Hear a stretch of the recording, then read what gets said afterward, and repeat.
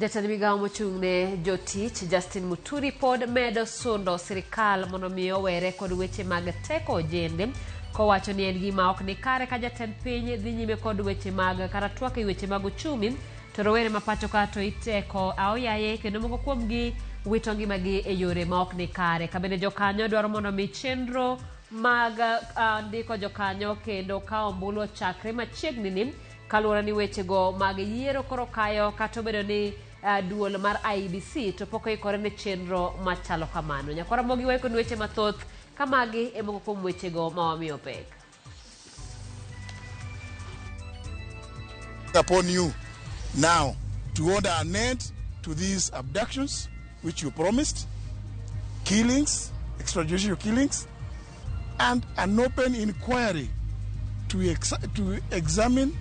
inquire into how these things have been happening. Jatend migawo mar jotije piny owacho Justin Muturi koro dwaro ni onon weche mag lal rowere aoyaye pacho ka kapod osundo sirikal ni ong'eyo matut e wi wechegi. Thuolo mang'eny kendo saa osekethi, but kopo ni wanyalo chako process no sani matieke ma kachopo dwe mar ang'wen to wan gi commission, then commission nyalo bedo gi thuolo mar ikruok e weche mag yiero. Migepe ma ok mag piny owacho koro wacho ni nitiere dwaro mapiyo mar keto lwasi makare mar yiero maduong' mabiro. Ok inyal keto ng'ato ni kwaye gik moko indolri tiende.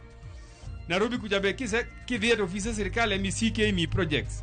To dak achiel ayany. President onge democracy. Jaod bura malego Usonga Samuel Atandi owuok mager kod gavana ma Siaya James Orengo ka okwero ni owek pingo sirikal mar William Ruto.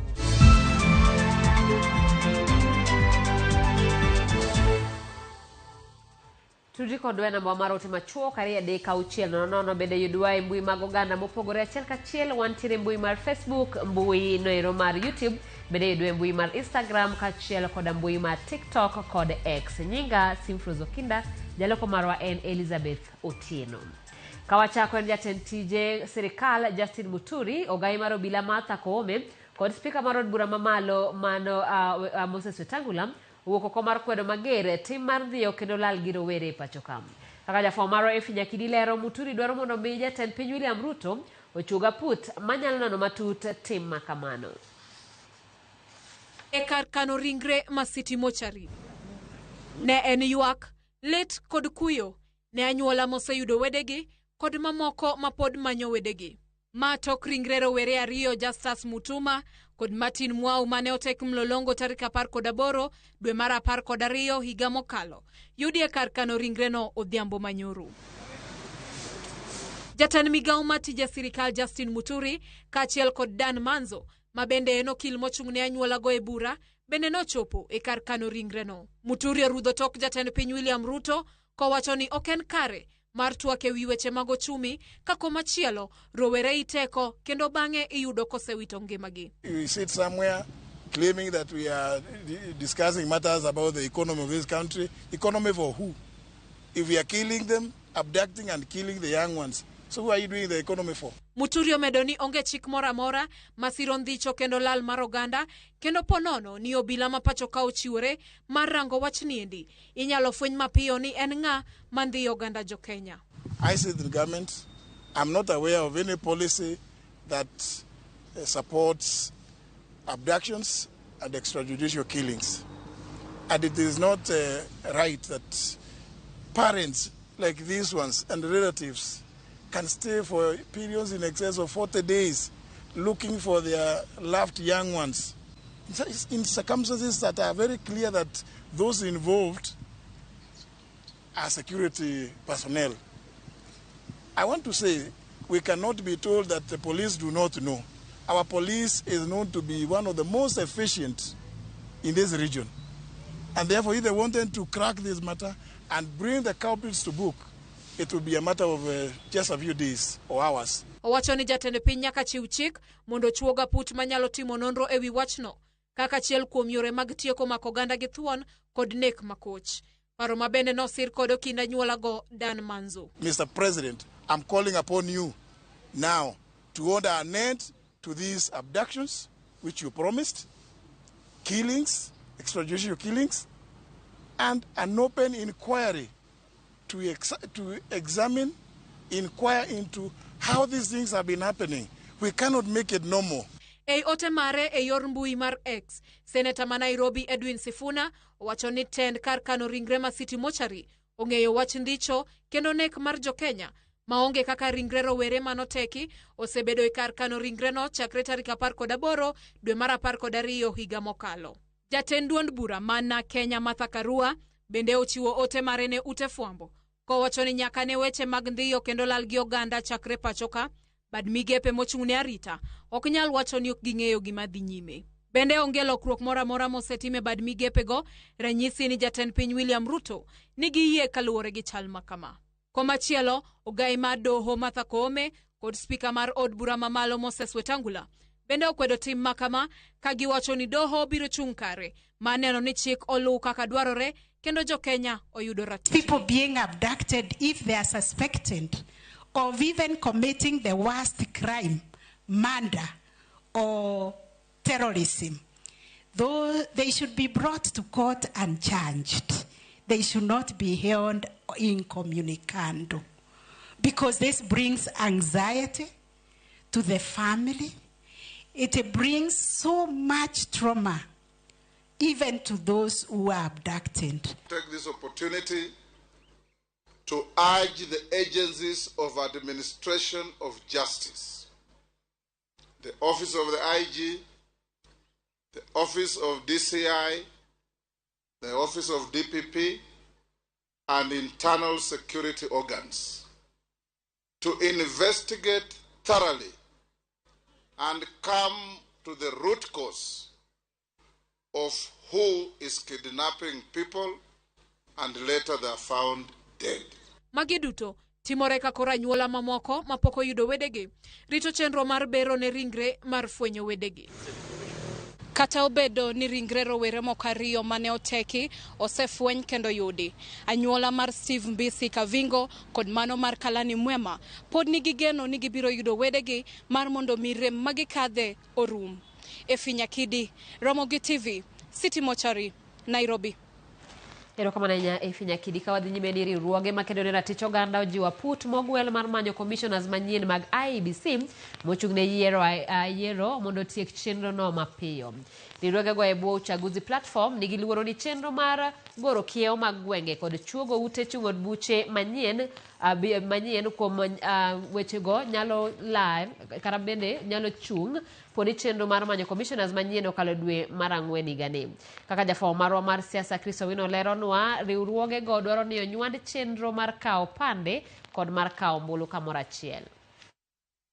Ndalo adek kende bang' aput moyiedhi mar gwelo commissioners manyien mag duol mochung'ne yiero IEBC chamuma, riwruoge makedo ratich oganda dwaro ni mondo apudno utiek chenro mar manyo commissioners manyien mapiyo.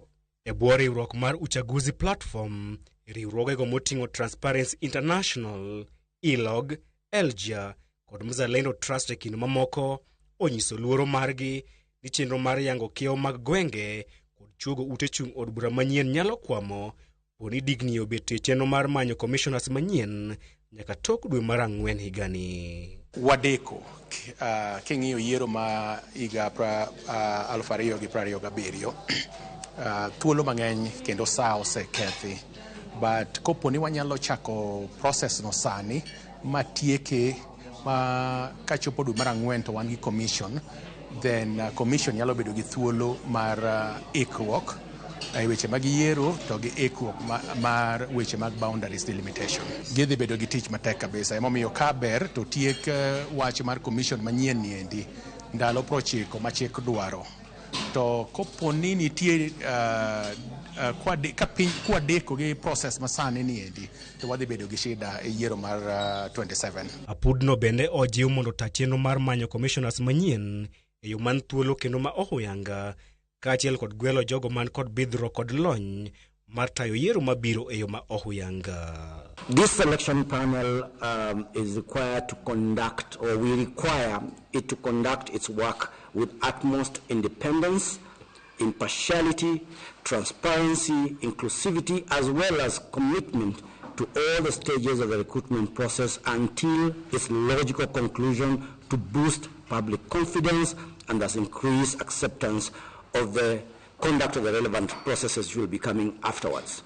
Tunahimiza kwamba bunge la kitaifa lihakikisha kwamba jopo limepata bajeti na kupata support ambayo inahitajika ili waweze kufanya na kutenda kazi yao vyema. Tunaweza pia kuwasisitiza na kuwahimiza wanasiasa akiwemo Rais Ruto na wengineo ambao wana umaarufu wasiweze kutumia nguvu zao kutatanisha utendakazi wa jopo hili ili wananchi waweze kuwa na imani kwa wale makamishna ambao wanaingia ofisi. Kaka yo mar kelo yot ni rowere mahigi oromo kao pande itatije maduong' mar Transparency International Sheila Masinde dwaro ni sirikal onyuan chenro mar kao pande kod ombulu karachiel mar neno ni seche ma ng'ato odhi kao pande to ondikore kaka jago ombulu bende. We're also asking that county governments, in collaboration with the national government administration, should initiate regular mobile ID registration drives targeting learning institutions and the youth centers. We're also asking that the government should establish integrated service centers combining ID registration and voter registration services at ward levels to reduce the registration timeline. Magitimore kinde ma Caroline Katugu kod Fatuma Sama bende ochamo muma ka jokanyo mar Aput madhi gwelo commissioners manyien mag IEBC. Chris Owino, Ramogi TV, Nairobi. Ywaruok e tend bad sirikal mar doho medo tedore toko kinde rem chopo e odiechieng' twak mar bad sirikal no manobag kawuono. Odiechieng' manyoro riwruok mar jokom mag bede riwruoge okinde notamo jokanyo mag LSK mondo kik chop e romo ma kamano ka giwacho ni tend doho ok osewinjo ywak mathoth ma gisebedo godo matamo gi chiwo ratiro e yo makare ne jokenya. Lwenje kinde kod telo mar bad sirikal mar doho osebedo kadhi nyime kuom thuolo malach sani. Magi momiyo thoth okinde ne oromo ok ochopo e romo mar twak mar okinde manobago odiechieng' ma kawuono kod tend bad sirikal mar doho. Okindego ywak ni romo ma kamano ne ok nyal kelo duoko kaluwore ni tend sirikal ok osebedo ka dewogi kuom thuolo malach. Moko kuom achiedh nade ma LSK ni godo ting'o nok kata onge mar apisas mag doho e doho kamoko samore daro to kel joma kawo kargi. LSK bende osebedo ka ywak ni mibadhi otimo newe doho ka gichiwo ranyisi mar apisa moro manondhi kaka wasoya ilo jang'ad bura moro to gima notimne onge mak mana dare kendo tere doho machielo. Wach machielo moko moro kinde ni chunogi mondo gichiwo omenda samoro amora ma gidwaro chenro kowuok e doho gima giwacho ni en ataro mar chik. Okil Kamaloka Ahmed Nasir kod okinde duto matiyo e kambi mare mar Ahmed Nasir Abdullahi Advocate LLP notama donjo doho maduong' mar Supreme gima okinde okweda ahinya ka gidwaro mondo duoki tich. Kamano bende okinde ywak ni jong'ad buche kawo thuolo malach kapok ogolo ng'eto ewi buche ma gichwalo e nyimgi. Mogik en wach ni jong'ad buche kod apisas mamoko hinyo chopo e nyim doho komer kata kotiyo kod yedhe mamero ji gima miyo samoro gichwe ma ok gichopo to moko kuomgi chopo koleo. LSK koro ramo ni ok gibi bedo piny kendo rango ka tend doho nyoro tijgi kendo rocho ratiro mar jokenya. Kawadhi e kaunti ma Siaya ni jaod bura ma Lego Usonga Samuel Atandi oseo gavana ma Siaya James Orengo mowacho ni kinde duto kedho sirikal Kenya Kwanza ka gibathe to okwayo mondo William Ruto konye siro chenro mag dongruok. Atandi wacho ni manyo kinde machuok owacho ni mokalo mana kinde machuok nodhi ne jatend piny mondo miye sir mondo tiek gedo mar alap ma Jaramogi Oginga Odinga. Kolose skul primar Manyakado e Lego Usonga okwayo jotelo mawuok Kaluo mondo nyis kido makare mar demokrasia. Ne otwak gi jopiny skul primar Manyakado mayudore kar chung'od bura ma Alego Usonga e kinde mano yuore nyasi mar yawa yanga klese mag somo e skul no. Stadium. To kara rais osewacho nagero stadium to koso eloke kendo oyenyo kendo. Mano ng'an gi jachien koso kun gi jachien. Ok inyal keto ng'ato ni kwaye gik moko indolri tiende Nairobi kujabe kidhi e ofise sirkal misike mi projects to braka chiel ta yany sirkal onge manyalo mi development ka en ng'ama yanyo sirkal no kaka piny en omiyo kik u expect nubro biro kae to uyanyo Ruto to Ruto ukwaye development ok bibiro. Nitie jomoko Kenya kama okawn jaluo en ng'ama onego bedi lower caste mantie ma jaluo ok nyal rito, omiyo ng'ama nyalo kawo jaluo mano chama no ng'isni ni dhi mira inaw rech to koro jaluo no okawn mondo obedi strategic position mar rito sirkal pe sirkal kaka goro mbadi orito cha nyaka umi ng'ano luor kech en gimi luongo ni sacrifice. Omiyo an adwa na wach ni an a support President Ruto gi gimomiyo nikech nitie achaye moko mogol Ruto nwa kaka joluo. Spika mar od bura mamalo Moses Wetangula okwayo komiti mochung'ne weche thieth e od bura mamalo mondo tim romo gi jokanye neno ni midhiero te mosebed ka ineno e kuma mar thieth mar SHA otieki. Kwayo biro ndalo achiel kende bang' jod bura golo ywak e wi kuma mar thieth mar SHA makoro kawo karo kuma machon mar thieth mar NHIF. Wetangula ne loso e gwenge mag Kwisero e kaunti ma Kakamega e kinde ma oyuoro nyasi mar yawo ayanga klese e skul sekondar ma Namasoli. Wale ambao mmejiandikisha, tumekuwa na maneno makali jana katika Naivasha katika kongamano ya wabunge, na nimeamuru kamati ya afya ya bunge iketi na viongozi katika wizara, yale mambo madogo na makubwa ambayo inasaidia kuleta maneno ambayo si mzuri katika utekelezaji wa SHA Taifa Care, lazima tuyanyoroshe ili wananchi wapate manufaa kutoka hii sheria. Kwa hivyo wananchi, na waomba popote mlipo ya kwamba bunge itashughulikia haya maneno kuhakikisha ya kwamba katika hospitali mambo yanafanyika sawa sawa. Yale majukumu ya county governments, governors washughulikie. Ile ya serikali ya Nairobi lazima ishughulikiwe, ili mwananchi akienda hospitali aweze kupata matibabu bila shida yoyote. Duol marango kaka obila timo tijegi pacho ka IPOA oyango elela midhiero magikalo e lwet jotend obila e kinde magitimo apedha wi mogo kuom weche maluoro obila wetegi. Jakom duol no Isaka San mane webo magarisa oyango ni midhiero gi osemiyo duol no kawo kinde malach e tieko timo apedha ne ng'ur mathoth ma jopiny osebedo ka chwalo. Jatelo no omedo wacho ni nok mar apisas matimo apedha ne duol no en achiel kuom gik mamiyo gikawo kinde malach kapok gitieko timo apedha. Nyaka ne duol mar IPOA chuo gi higni 14 mokalo gisetieko timo apedha e wi ng'ur ma ohewo 5,000 e wi ng'ur 32,000 mosechwal e duol no. We have expressed some of the concerns that we have with the police in terms of cooperation. Some of our staff in different regions have expressed a worrying trend of police stations like OCS failing to give or refusing to give documentation which is in their control before asking for authority from the IG or the High Command, which is very much a delaying tactic. The OCSs, the junior officers and the OCPDs, even my fellow county commanders should embrace the IPOA body.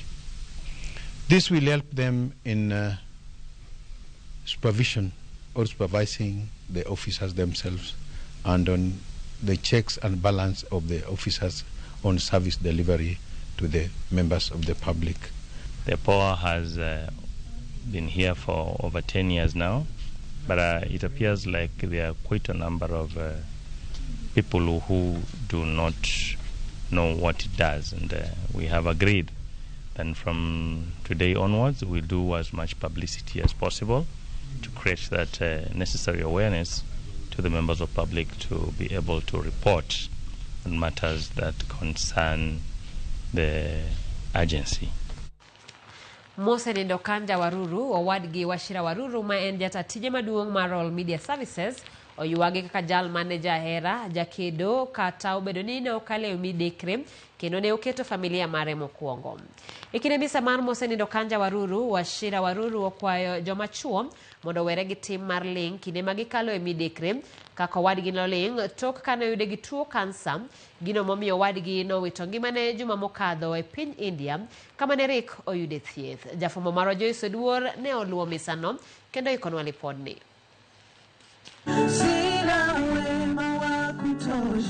E kanisa mar Ridgeways Baptist Church e kaunti ma Nairobi, wede kaachiel kod osiepe ochopo kae mar kuyo kod familia mar mosenindo Kanja Waruru, owadgi Wachira Waruru, jatatije maduong' mar Royal Media Services.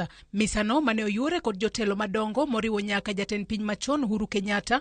Mosenindo Kanja Waruru oyuak kaka jal mane ohero familia mare, osiep mangita ma inyalo gen, mane oketo jomoko mbele moloyo kata ngimane owuon.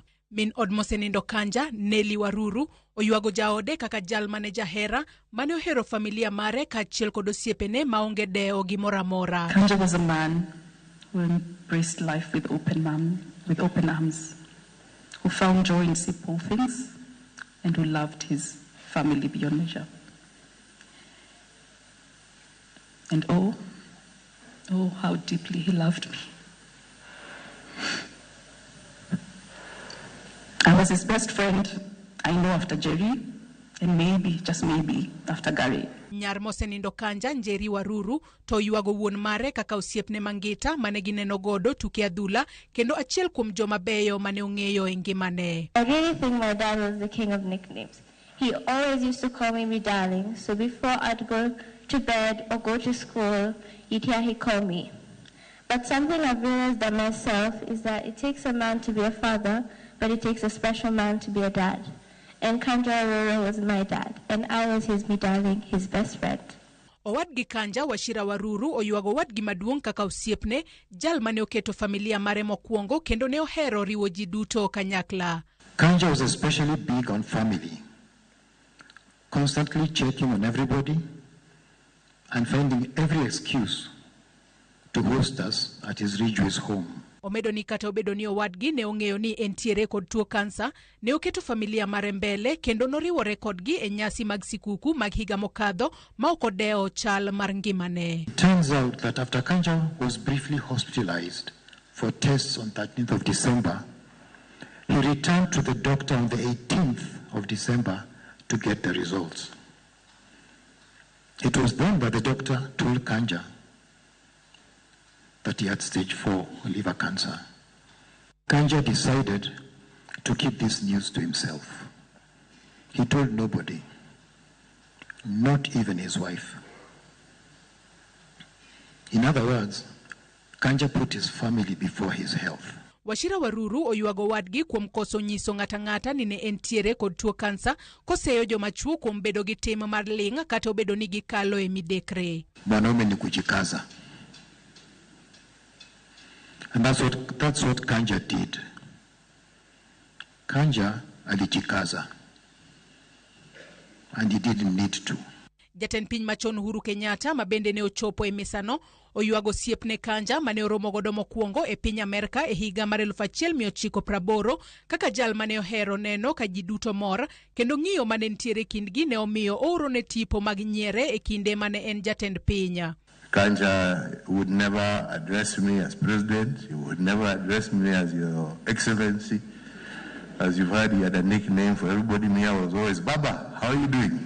Like, he wouldn't show his forward. And you know, with that, those emojis of laughing till you're crying. Jotije mag kambi mar Royal Media Services bende ne oyuoro e misano, kotelnegi kod jalup jakom mar Royal Media Gadhoni Masharia, jatend tudruok Fred Afune, kod jachung weche maduong' mar Royal Media Services Linus Kaikai. Koloso e lo Royal Media, Kaikai ne owacho ni mosenindo Kanja Waruru oweyo puonj maduong' mar bedo kod hera gi mor kata obedo ni ne okale midekre. A smile automatically makes you happy. It stimulates elevated levels of feel-good hormones and endorphins. A smile, you smile and the world around you shall also smile. I think that's the biggest lesson. This was a happy chap. He lived happily to the last day. I believe even in the moment of pain, his smile took care of it.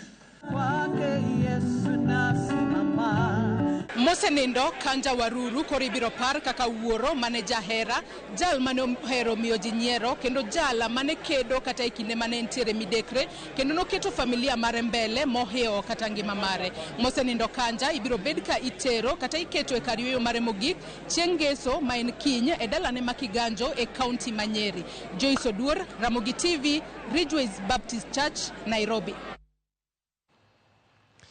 Ramogi sa adek deka prario kodario tero wa ywe mokwongo chenro en mar oimore aneno kanyo kabende ote uoro kanyo e mbui marwa mar Facebook kama Eric Omondi wacho ni aneno Ramogi TV eyo makare weche manyien chopona kantiere dalawa Kanjiraka erokamana inya ero Ramogi TV mar Rolex kawuok piny Pani Komolo newsletter kawan kod mamana nyakamenya kod babana.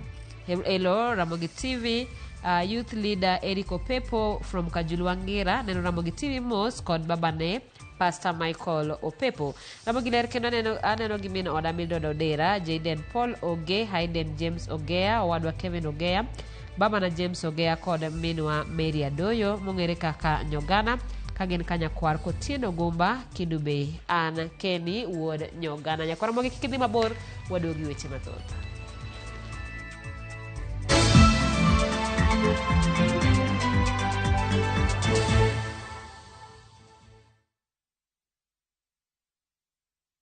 Introducing the Pasapata Referral Bonanza. Here's the deal. Share your unique referral link, get Mbogi yako ku sign up na place bets. Alafu, earn huge bonuses na cash prizes just like that. Yes! The more you refer, the more you earn.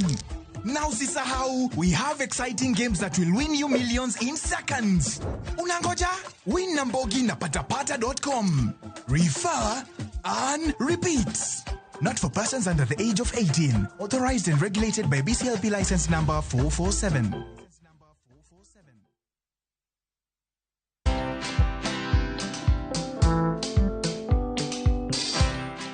My brother, chekini story flani la penjuzi mtani record manze.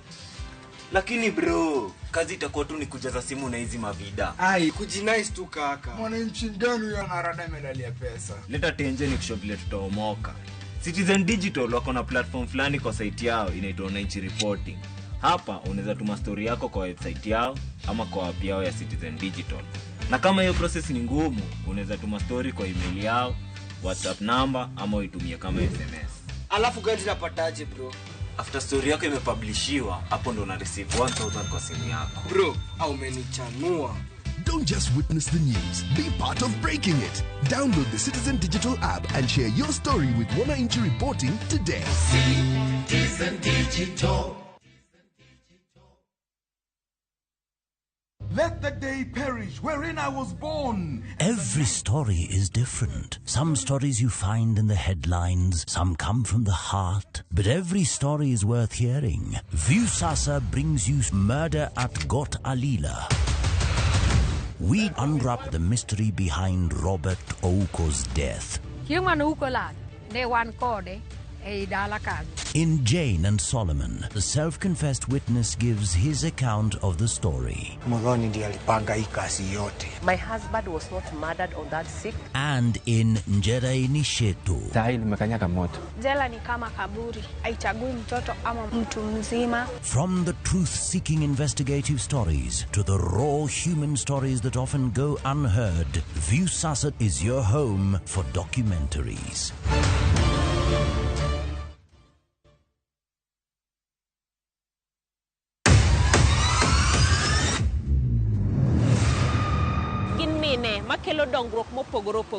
Don't speak on our issues as women. Let us be the one to speak. Kaka giketera til, familia koda tijegi. Magitimo gisiso kod lony. As the woman representative of Homa Bay County, this nation is hungry and there is no question about it. Minegi nietelo. Gijiwo kendo gikelo lony mopogore opogore. Mentorship en gimoro ma important kabisa. Mano konyo ji kendo miyo ji bet gi positive attitude. Gimiyo lony margi kanyakla kod yudo duoko ne chandruoge duto magikale. We want leaders to be fair to the nation. To emine wacho sigand miyo kamiyo ogen. Mine wacho ngeso ka ngeso kod jailieta.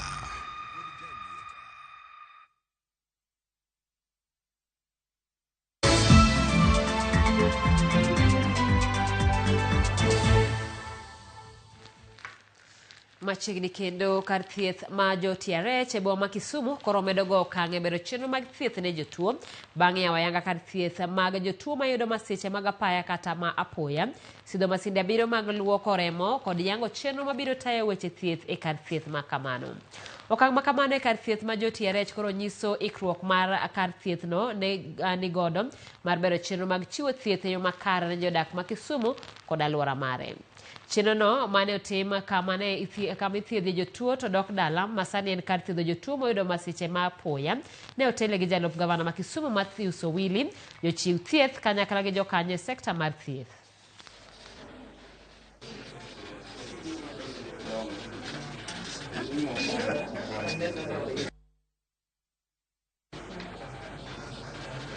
En kamolos manyien kendo nitie masinde manyasani to gi gimoro amora manyalo dwarore hospital moro amora ng'ato nyalo dwaro dhi iye. Ne wan gi machalo kamano accident and emergency machon to koro ne waneno no tin kendo ok obedo kama ber kama ji nyalo yudo thieth maber koro omiyo ne waket kama nyien kendo ang'eyo ni wan tene wasedhi kanyo kendo waneno kako chalo kendo koro anyalo wacho ni ng'ata moyudo hinyruok moro amora e kaunti ma Kisumu kata mabiro e hospital kamuok kamoro amora dhi yudo kony maberie moloyo kony mane giyudo chon. We've trained some of the orthopedic surgeons here. We now have a neurosurgeon at Ramogi.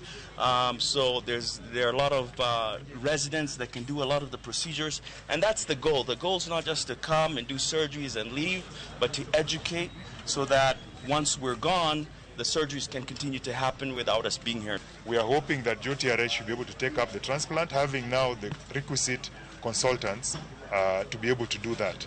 So that is the ultimate that JTRH will reach, and we hope that by next year, after all this infrastructure and all these things have been set up, we should move towards being able to do kidney transplant.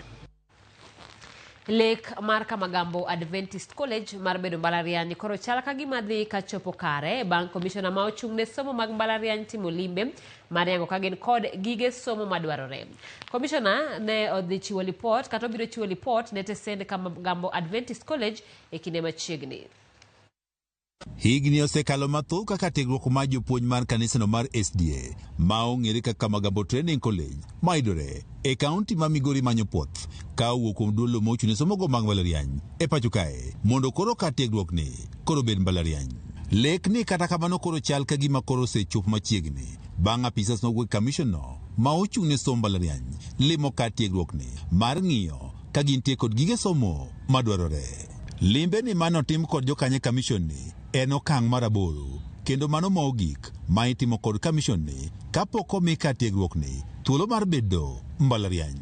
Gima koro rito en duoko ma idhi gol kod commission ni. Team from KU came today to look at, one, do we have the facilities that can cater for university education? Two, do we have enough people to teach the courses that we want to be offered in this place? They really came to assess us to see our preparedness. Kendo ang'eyo ni jatelo marwa mar county kaka nobiro ka e graduation gimoro amora ma Commission for University biro dwaro mondo county okonygigo obiro bedo gi chuny mondo mi okonygi mondo mi Kamagambo chung. Jatend ka tiegruok ni mar Kamagambo Adventist College ngire Kesis wach ni kalore kod okenge magisegoyo geno nitiere ni e kinde machiegni ka tiegruok ni idhi lok mbalariany. Dream to have a university has been on and off, and several things have been done, but we are glad that today we have reached a level where we have been assessed and a report has been given, and there are things that we need to fulfill in order to get there. So we are very happy. There have been many attempts,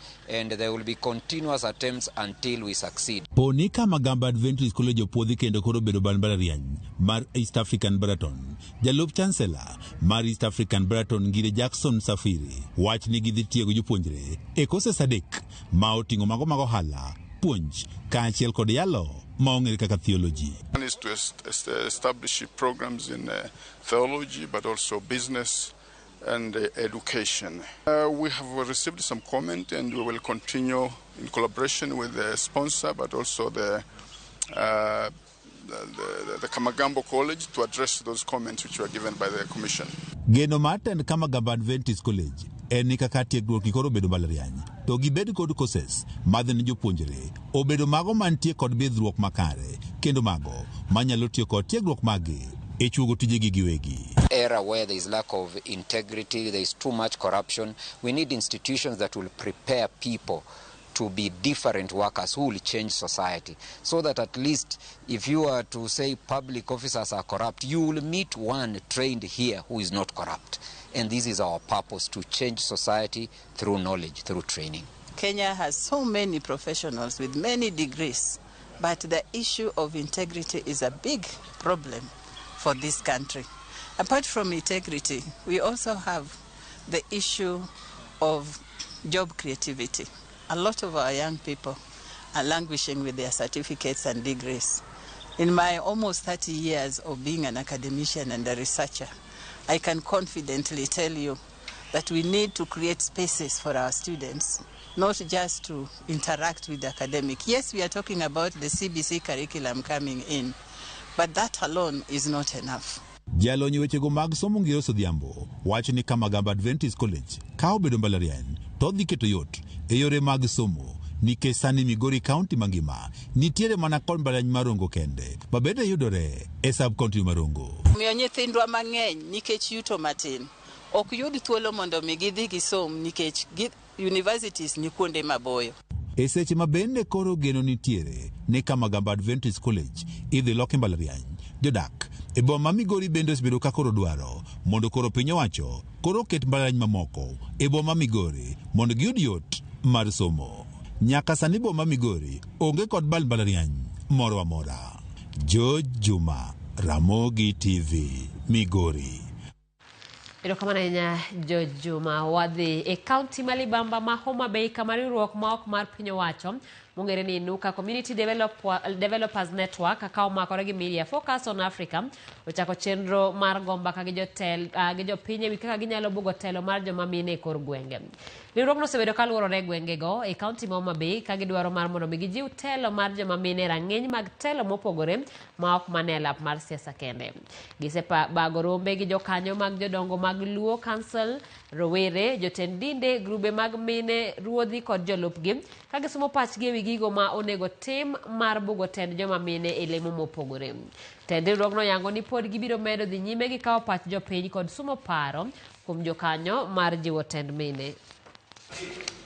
Kane watimo Miss President ne waketo recommendation mopogore opogore manonego wakete team mondo wanya gender equality to okang' ma wasegoyo bang' higa achiel en ni community ma wan go ong'eyo ni tend mine ber gi embrace weche mag mine kendo kata mana e upcoming elections gidwa wuok oko mondo gi support mine. Women have not been properly represented and because of the fact that there are very few women occupying top leadership positions, we have not had many role models and many top leaders that young girls can look up to, that young women can look up to. And that's why we decided to do these films that are called Filamu Dada. And all those films are doing is documenting the stories of women who have made it and who are exceptional and who have leadership skills and who are using their leadership to change their communities.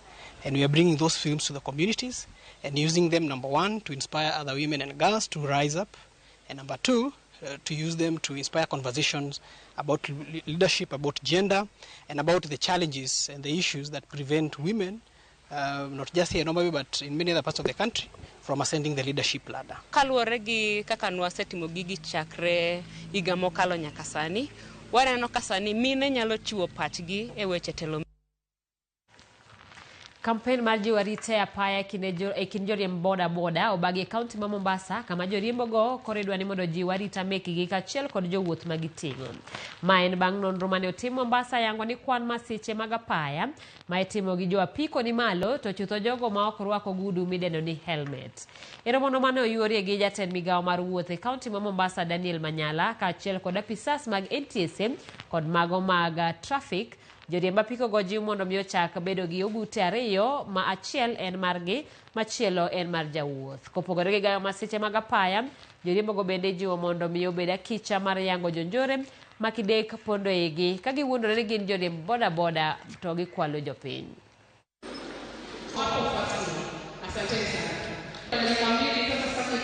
Mwasetimo mokwongo en kalo gimiluongo ni transport policy mar Mombasa County. Ma transport policy ni wuoyo matut kabisa yore mag usalama barabarani. Mar ariyo mwadwa kalo kinde mabiro mbele ka iluongo ni County Road Safety Policy. Mano bende wasechako tede mochiegni chiek.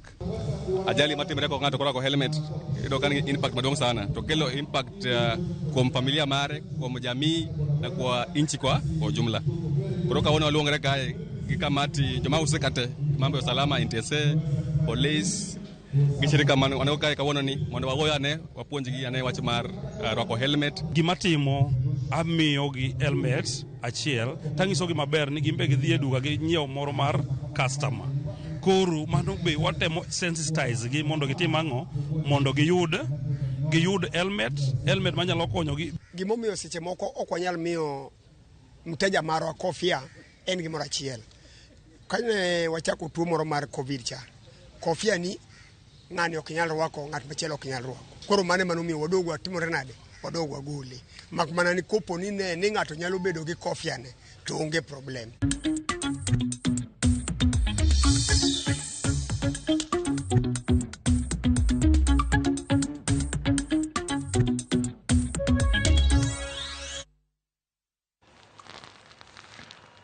Kambi mar keyo teko stima e pacho ka Kenya Power e bwo telo mar Joseph Siror olando duoko gi mar loko ohala. Kata bedo ni ne nitiere nok mar omenda, kambi no olando yuto mar ohala mar bilion 9.97, duoko mar nus higa ma orumo dwe mar 10 gi ariyo higa mokalo.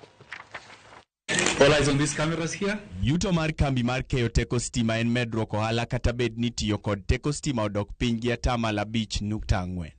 Ma en kaluwore gi joma nyiewo kata chulo stima odok piny gi shillings milion 11,652. Looking at the financial performance for the half year ending December 2024, the profit is 9.97 billion. That is a net. This is after tax. But if you wanted to look at the before tax, it is 14 billion. And 65. Jatend kambi no Joseph Siror bende wacho ni kuonde keyo stima nyalo mana tiyo kar nyalo maggi. Ka okwedo wach ma oganda osebedo ka wacho ni nitiere teko stima mang'eny pachuka. And I know this is really to debunk the myth that at times so many Kenyans have been sold to, that there is too much power, excess power in Kenya. And we don't know why Kenya Power is not dispatching all that power. The truth of the matter is, this is the reality. These are actual figures. Siror omedo ni kambi mar Kenya Power nigi chenro mag medo chwalo teko stima pachuka. Kae gwenge makaluo idhi tim Kibos Ahero kod Chepsion kanyakla kod mano mandhiwa Sondu. What are some of the ongoing projects? Ladies and gentlemen, the Kibos Ahero and Chepsion Kericho 33 kV links under construction will facilitate load transfers from the Moroni substation, enhancing supply flexibility for our customers.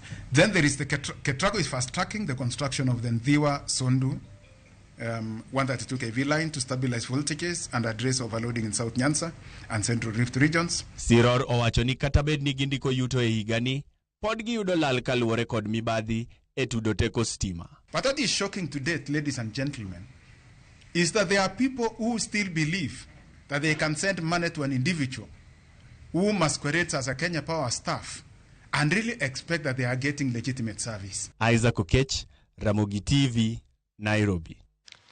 Erokamano ahinya Isaac Okech kuom lipodno. Kawadhi nyime ni joting'o sike deche mag kano sike kata go downs mantiere Shimanzi Mombasa kawuono ong'anyo ne tich ka giywago wach chudo magikoni oduok piny apoya nono ma ok osom pachgi.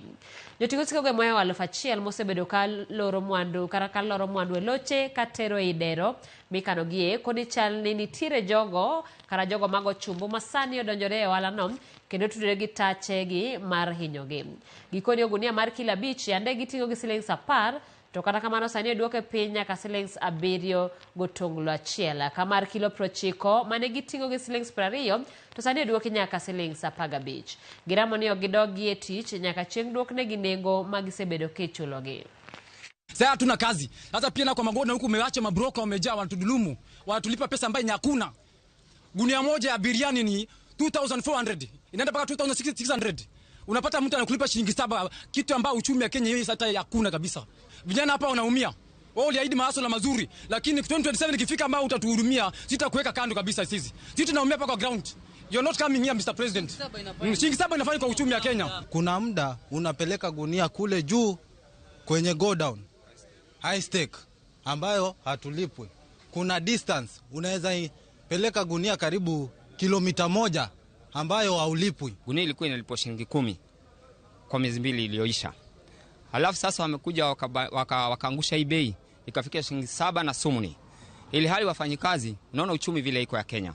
Uchumi ni mbaya. Hiyo ndio bei shilingi 10, 20 kila 50, 10 ndogo. Kubwa ni 20. Hiyo ndio bei. Na kuna siku bei itarudi chini. Mwenye mekuja wewe unataka bei ya kwa shilingi 7 hiyo, akuja bebe. Kwa sababu sisi ndio tunabeba. Hakuna askari anabeba gunia. Ni sisi ndio tunabeba magunia. Alafu hao kuna watu mabrokers wamewekwa wanakula hongo. Wanatulazimisha mabrokers tufanye vile wanataka hao na kitu ambacho tutaki.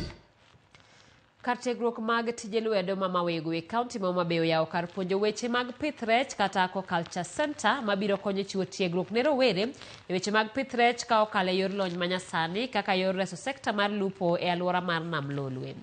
Center no moyudo sir mar omenda maromo silings $40 ka wuok e piny Canada gi riwruok mar Mastercard Foundation bende geto chiwo riekni e weche mag pith rech e yewni kata fish pond. Ywak osebedo kuom jokanyo sekta mar lupo kaluwore gi kwan rech modok piny e Nam Lolwe ma okel kod wach lupo mokalo tong' ma jolupo timo e Nam Lolwe ka gitiyo kod kilwa machiko kopuodho. Gino ma osemiyo migepe ma opogore osebedo ka jiwo pith rech mitimo e cages kod mago mitimo e yewni kata fish pond kaka yor medo lony e sekta mar pith rech. Kar tiegruok mar tije lwedo mamawego e kachud bura ma Karachuonyo oyawo kar puonjo weche mag pith rech ma koro biro konyo rowere mane kod dwaro makende mar yudo tiegruok e weche mag pith rech. Kar timo puonjruok e weche mag pith rech ni ma oger gi kar tiegruok mar CICAN e piny Canada ka omakore gi Mastercard Foundation ne oyaw gi jagoro mongirore bad migawo mochung'ne kunde tiegruok mag tije lwedo e pacho ka mane okono biro konyo mokalo sekta mar pith rech e alwora mar Nam Lolwe. This region being a fish farming region, we want to continue training our young people practically, imparting aquaculture skills on our young people so that they can improve the fish farming in this region. Kar puonjo weche mag pith rech nyaka sani ni kod kwan jopuonjre 47 masomo rikni mopogore mitiyogo weche mag pith rech mondo gibed kolony matut ma nyalo konyogi tieko midhiero mokwako sekta mar lupo e Nam Lolwe ka okoni sirikal oseketo kenge mowinjore mar bedo kuonde tiegruok mag tije lwedo e pacho ka mondo rowere obed kolony manyalo konyo e bero ngimagi. Any young people coming to this institution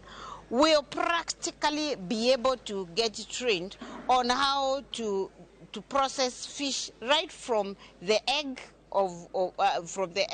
all the way to the market, the entire value chain.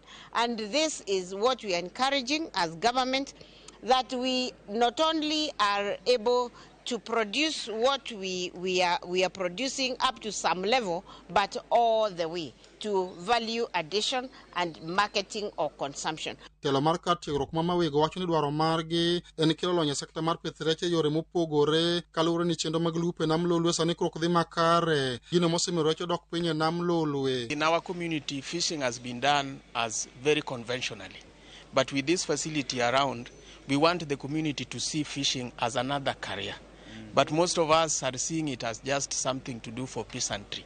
But we want people to develop, because you see most of the fishing in our country, you find that in our community, it is the men that are going to the lake to bring fish. But we want it to be seen as a career that anybody can be able to do. Through this, like if you walked around, you see the ladies explaining the process. And this, by CICAN, we have just acquired land next to the beach through the community support at Chuodo Beach. And the CICAN has also supported us with a boat which we will be using to train the young men even on the other fishing methods. So I think it will bring a change. How people view fishing and how people are conducting the fish business. And we are happy that this is one of its kind in the region, and we ask the community, and that is the reason why we were bringing the beach management units to come and see. Alia Beach, Ramogi TV, Homa Bay. Mine ariyo Beatrice Wangu kod Gloria Sakwai jaloch mar nus milion ng'ato ka ng'ato e piem mashabiki vuka Januari na Avieta. Gloria ma en japur wacho ni obiro tiyo gi omenda maloyo e chako ohala ka Beatrice to ng'iyo mar jiwo ohande. Jaloch ariyogi oloro piem mar dwe mar Januari mar vuka Januari na Avieta kama jopiny osebedo kalo silings 1,000 saka sam kod nus milion ne jaloch ariyo juma ka juma.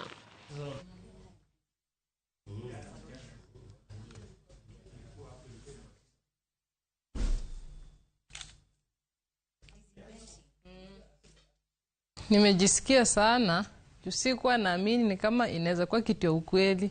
Huwa naona tu kwa TV, watu wakicheza, wakisema wameshinda. Mimi naonanga ni kama ni uongo. Lakini niliona ya Januari promotion, nikasema aje nijaribu. Nikajaribu na 50 bob. Kujaribu, sijui niseme Mungu alitenda. Mungu amenitendea mema. Narudisha shukrani, nasema ni asante sana. Huwa natamani sana kufanya biashara. Kiwa nimepata hii pesa, nimejua sasa naenda kufanya biashara. Tani nifungue biashara, niendeleze. Avieta, haiangalii kama unaelewa mpira. Hii unazeeka na unashinda.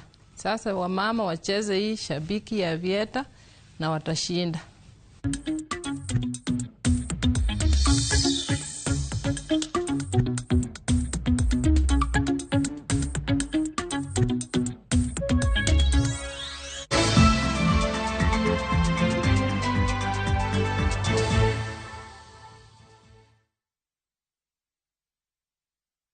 Craving an unforgettable African adventure? With View Travel, discover the magic of Africa. Explore Cape Town's beaches, trek Uganda's lush rainforests, marvel at Rwanda's beauty, explore Tanzania's wildlife, unwind in Zanzibar's paradise, cruise Egypt's timeless Nile, or dive into Morocco's vibrant culture. Perfect for leisure, business, school trips, or romance. We craft journeys as unique as you. Tembea Africa na View Travel. Visit viewtravel.com or call and WhatsApp 0703 254 254. View Travel. Dream, explore, discover.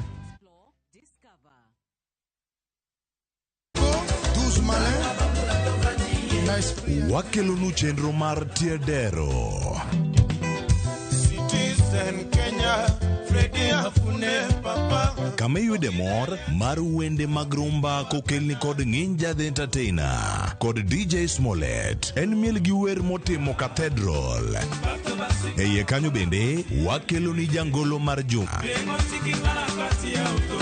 chieng' ngeso ka ngeso chakre sa 11:30 odhiambo nyaka sa 1 otieno mana e Ramogi TV en mor mochwere.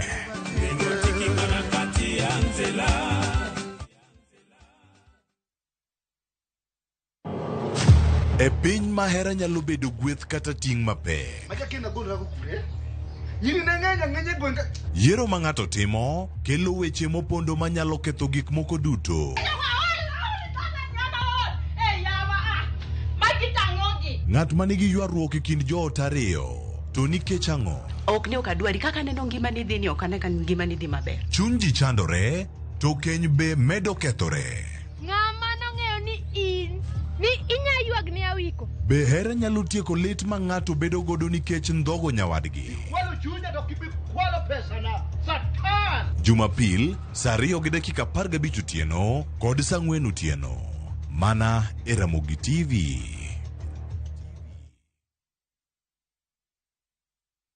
Iwange duto keloni akeloni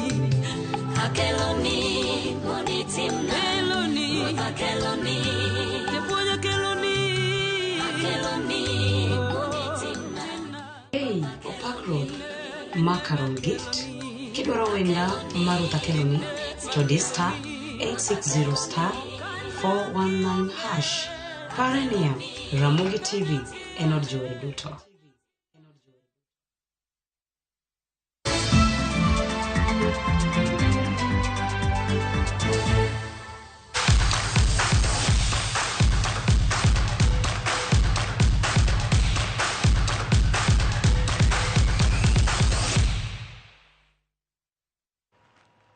Machigni pau tuke adhula mag sikunde sekondar Montessori Super 8 Secondary School Tournament no chakore yange county ma Kisumu.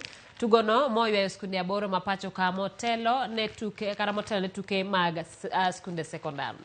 Team mar skunde sekondar ma Kakamega School noloyo team mar skunde sekondar mar Ringa Boys gonde 2-0 e alap ma Moi Stadium Kisumu. Motelo tugono team mar skund sekondar ma Kisumu Day magin jobag tukegi nowuok amodhi 0-0 gi team mar skund sekondar ma Ambira Boys. St Anthony Boys Kitale noloyo team mar Bukembe Boys gonde 2-1 kapok team mar Highway Secondar mawuok e county ma Nairobi lo team mar Kirangari gonde 8-0.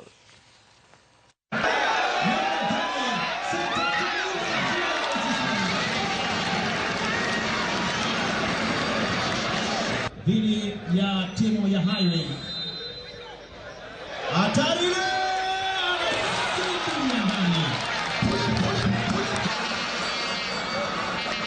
Kwangu iko sawa. Alafu unajua game ya kwanza pia hujajua timu pia ikujui. Ndio maana umeona nimefunga Sendando ni bao ya kwanza juu pia wako wanajua striker wangu.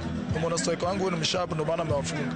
Na pia mimi sikuwa nimewajua vizuri kwa hizo set piece ndio maana wamenifunga. Tumeanza kwa kufungwa huko kupapatika, lakini mwishowe kwa vile tulikuja na azma ya kushinda tulifanya makosa na ilikuwa lazima turekebishe. Kwa hivyo tutaanza na fikiri ya mpira, lazima tushinde huo mchuano. Tuende mchuano wa pili, lazima tushinde. Kwa hivyo sisi azma yetu hapa ni ushindi. Lig maduong' mar adhula mapacho kano dhi nyime odiechieng' ma kawuono e alap ma Kenyatta Stadium Machakos. Bidco United nowuok amodhi mar gol 1-1 gi Ulinzi Stars. Kwa hivyo krosi zake Telena Ochieng, krosi zake Felix Otieno.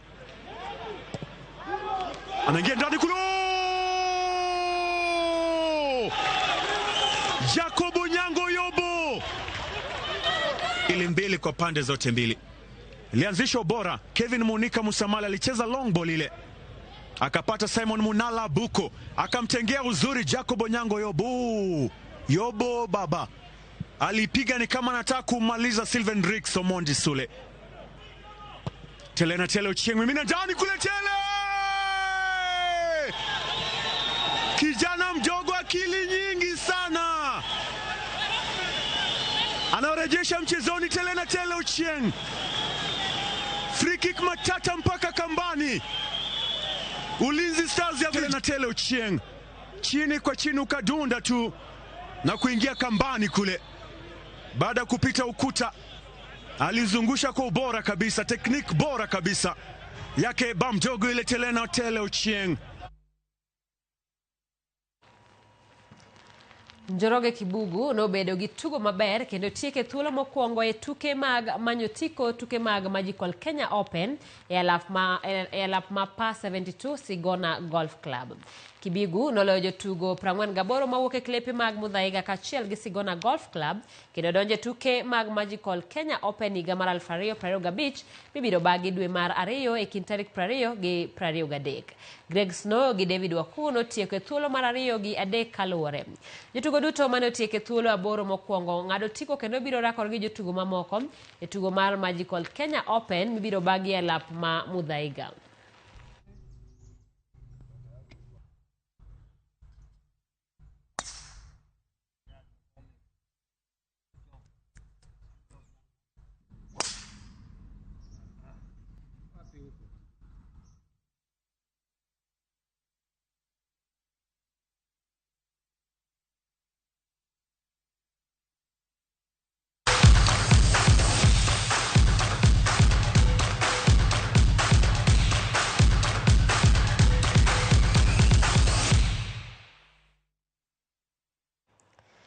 Ramogi mano bende makelo e giko mar weche manyien mag oimore no ote kanyo. Ramogi and Dickens Odhiambo Low Wood Alego watching live from Kariadudu, Nairobi. Kawan kod nyithinda Shalina Koth, Dylan Omondi to kod Ranis Atieno. Erokamano Ramogi TV chopono maler seme kod wenje hayo mabero dhine Wilfrida Rindo Maro Yude and Bishop David Mbaye. Ramogi TV liwacho ni news leradua kendo news nyonga maratari kana Magina Kaboch Otis Andango gavana Magina. Steven Omoni Ramogi TV neno mabera ahinya kendo amor gi oimore. Hai Ramogi mae Tazan kawo Kisumu Awasi boda amor ka Magambo College idho ngas ma obedo mbalariany pok to obedo kata kamano ranyisi duto nyiso ni inyalo bir sidhe e thuolo manyime. Thieth tuwacho erokamano ahinya in gi wach kata in gi bura kotero koda kute mag ayaki ma ok anyal some yamo. Kao kamano duoko ni erokamano kuom kawo thuolo mari mar bedo kodwa e chenro mar oimore. Nyinga Simfrozo Kinda, jaloko marwa en Elizabeth Otieno.